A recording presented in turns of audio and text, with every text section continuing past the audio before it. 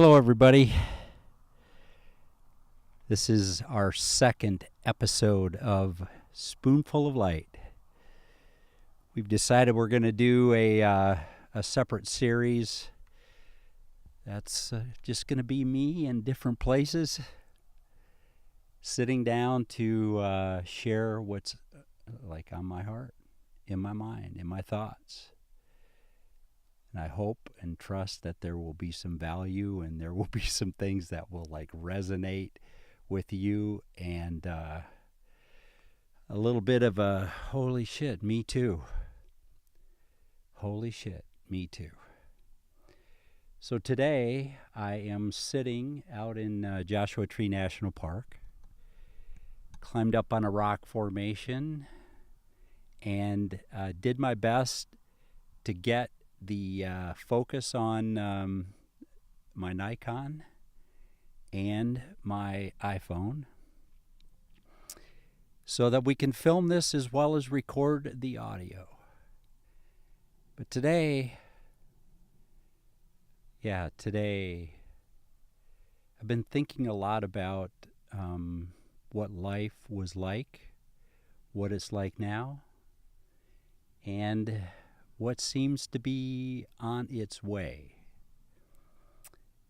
So what was life like? I think the thing that I realized was that when I was younger and for a lot of my adult life, man, as much as I wanted to live authentically, as much as I wanted to live a life of truth, like true to myself, I didn't know how. I had no freaking clue how to live my life from the standpoint of being authentic, being true to myself, and then just living in the world with a heart that was wide open, generous, kind, and love. And I think I know why. Because like most of us, I don't know a human being that isn't born to be wild. We were born with our motor running. We were born to like be in the world and expressive and just generous with our time, our hearts, our money, everything. We were birthed into abundance. We were birthed into beauty. For Jesus Christ's sake, look at where I'm sitting. I mean, the whole earth declares the glory of this abundant one that created us and sustains us. I mean, this is the real deal here. This is where we live. This is what we were birthed into. And yet, over generations, we have been like tamed. We've been domesticated, as Miguel Ruiz would say. We've been domesticated. We've been tamed. So instead of being those wild colts or fillies, we've been put in a pen and we've been broken. We've been domesticated. And for me, what it seemed like is I was hooked behind or in front of a plow and told to pull. And something within me at a pretty young age died. And what happened when that death took place is I became a really goddamn good believer.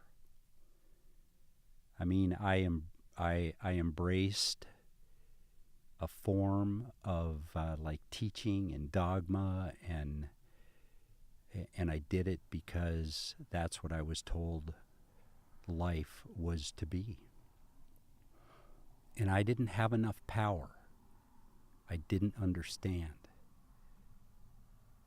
that what life was calling me to be and me to do was not to be a believer, but to be a human being, to be love, to be generosity, to be contribution, to be free,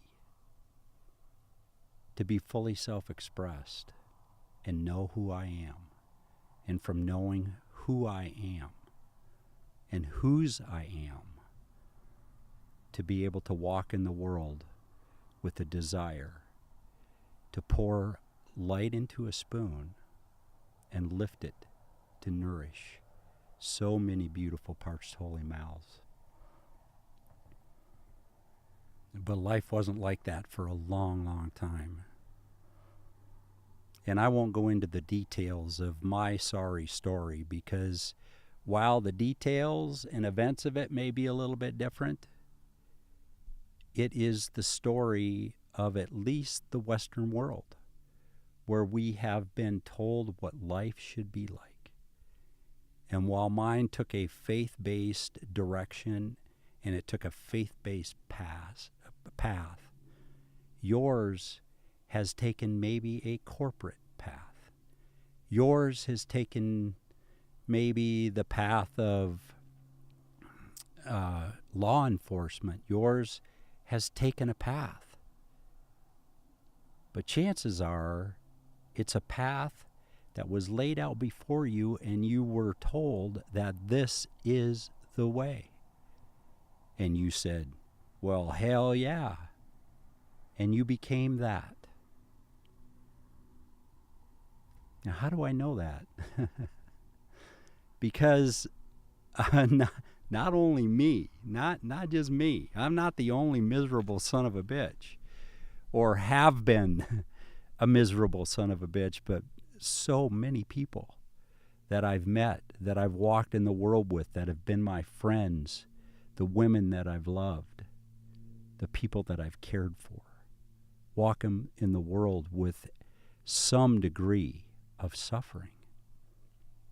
In fact, you know, I heard it said by one of Miguel Ruiz's sons that our addiction, at least in the Western world, maybe in all of humanity, maybe across the globe, our addiction is to suffering. Our addiction is to suffering. Think of what it's like for you to sit when you're quiet, and the confusion and the voice in your head that just taunts the living hell out of you. At least it taunts the living hell out of you when you're not stoned, or not being entertained, or not drinking. It's not friendly. That thing going on inside of my head and yours, it ain't friendly. It doesn't have our best interest at heart. And it disempowers us to live genuinely and openly and honestly and courageously in the world. I've spent most of my life trying to figure out who you wanted me to be, and then trying to be it until I couldn't. And I lived a lot of my life as a passive-aggressive, angry son of a bitch. But not anymore. It doesn't have to be like that anymore, because something happened. And I'll probably share this story from time to time, but 6 years ago, a little over 6 years ago, I had my last drink and I got sober. And leading up to that, 4 or 5 months leading up to that day, my ex-wife shared with me shortly after I stopped drinking. She said, you know, Greg, over the last months, you've been singing the same song over and over and over again. And that song is, something's calling me a little bit deeper. Something is calling me a little bit deeper than I've ever been before. And I stopped for a moment and I said, you know, I know that. I know I've been singing it, and I've been singing it as a prayer, as though it could become real for me. And today it has. Yesterday it was. And if I choose it tomorrow, it will be.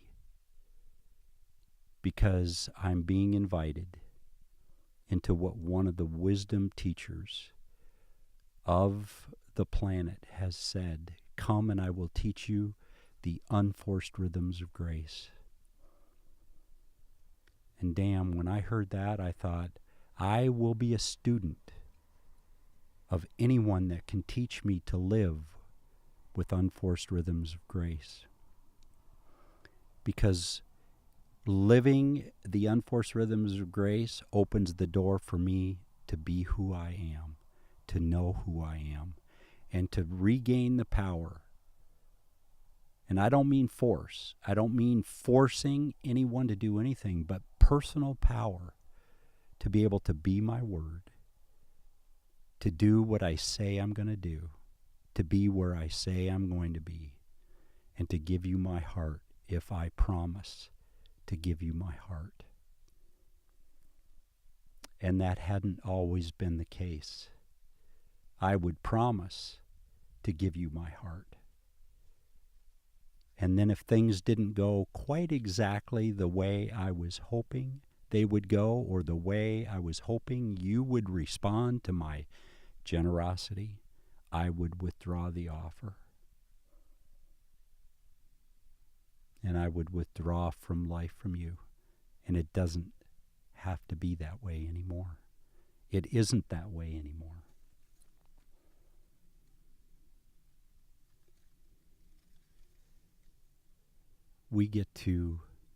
I get to live in the world and experience being a powerful man. And in that power comes the ability and the choosing to be generous, to be kind, to be love, and to be compassion. And those seeds are within every single one of us. We ache with a longing, and we long with an aching for kindness, to be true, to be faithful, and to be love. We long for it. We ache for it.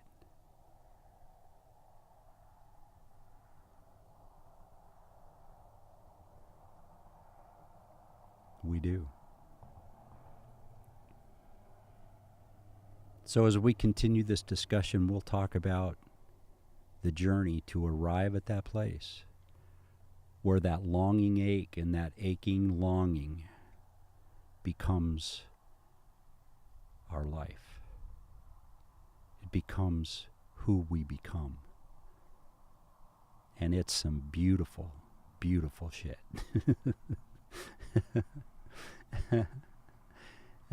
You know, life still hands me the opportunity to have a bad day if I want to. And occasionally I accept. But the beautiful thing about experience on the planet these days is, like, while I may have a bad day from time to time, I don't have a bad life anymore. My life is full of goodness. It's full of love. It's full of beauty like this. Yeah, I mean, god damn. Look at where I'm sitting here, you guys. Come on. But this is the whole universe just here for us to enjoy. You know, one of the wisdom traditions, one of the little verses in one of the wisdom traditions that I grew up in says, He has given us all things richly to enjoy. Now, I interpreted that as what's really in store for your life is misery and suffering. Not so today. What's in store for my life, because I choose it, is this.